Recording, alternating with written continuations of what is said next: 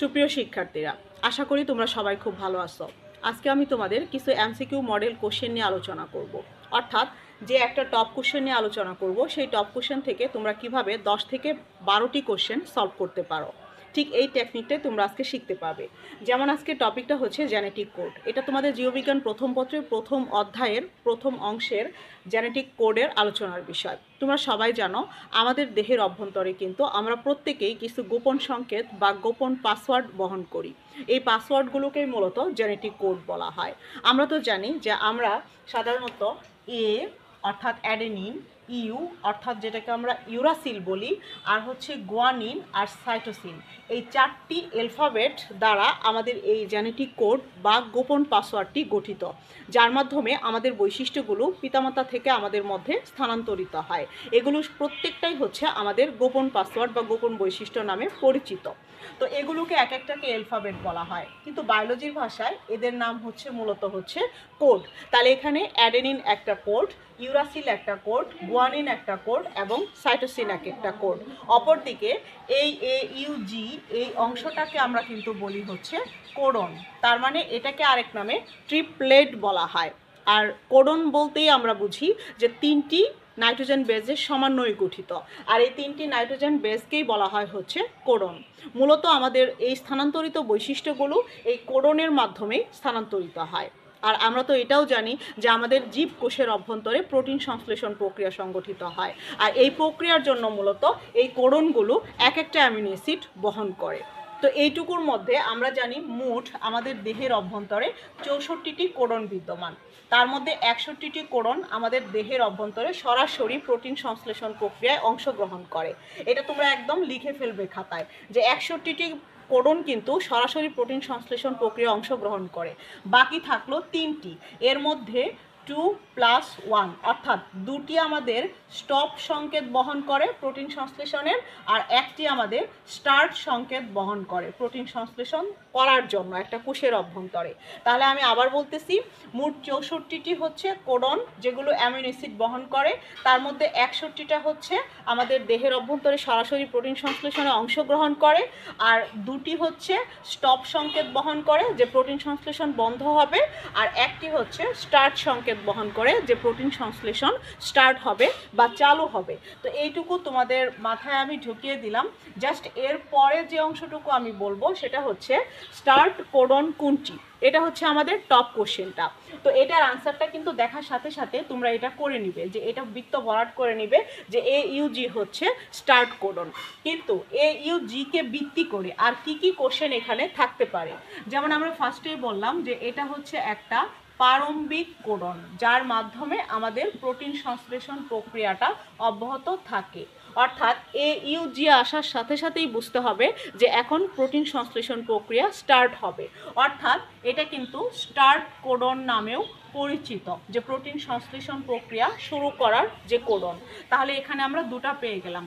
3টি হচ্ছে amino acid. কোশ্চেনটা হচ্ছে MCQ এরকম, অ্যামিনো অ্যাসিড বহনকারী AUG যে কোডনটি, সেই কোডনটি মূলত কী ধরনের অ্যামিনো অ্যাসিড বহন করে। তো এটা হচ্ছে আমাদের থার্ড কোশ্চেন। এটা হচ্ছে মেথিওনিন নামক যে অ্যামিনো অ্যাসিডটা আছে সেটা বহন করবে হচ্ছে AUG অর্থাৎ সূচনাকারী কোডনটি।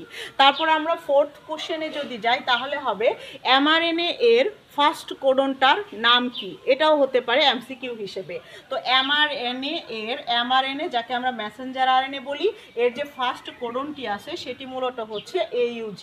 তাহলে তোমরা একটু খেয়াল করো, এক AUG অর্থাৎ এই কোডনটা থেকে তোমরা কিন্তু এই 4-5টি কোশ্চেনের আনসার সরাসরি করে ফেলতে পারো। এটা কিন্তু শুধুমাত্র এভাবেই পরীক্ষায় আসবে এরকম না, এটা যে কোনোভাবে পরীক্ষায় আসতে পারে।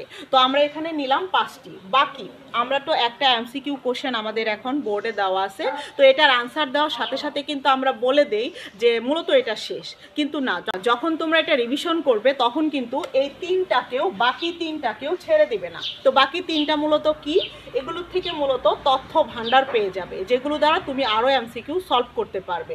যেমন এখানে আছে 2 নাম্বার, 3 এবং 4, এই 1, 2, 3 এবং 4-এর মধ্যে এদের প্রত্যেকটাকে 1 নম্বরে আমরা বলতেছি, এদেরকে বলা হয় হচ্ছে স্টপ কোডন। তো এভাবে তোমরা একটাকে কারেক্ট করে বাকি তিনটাকে ছেড়ে না দিয়ে তিনটার মধ্যে কি আছে সেই অংশটাও তোমরা দেখে নেবে। যেমন তিনটাকে আমরা ফার্স্টেই বলতেছি এরা হচ্ছে স্টপ কোডন, সেকেন্ড হচ্ছে এরা কোনো অ্যামিনো অ্যাসিড বহন করবে না, অ্যামিনো অ্যাসিড বহন করবে না। এরা বলতে কাদেরকে বোঝানো হচ্ছে, এখানে তিনটাকেই। সো এরা কোনো অ্যামিনো অ্যাসিড বহন করে না।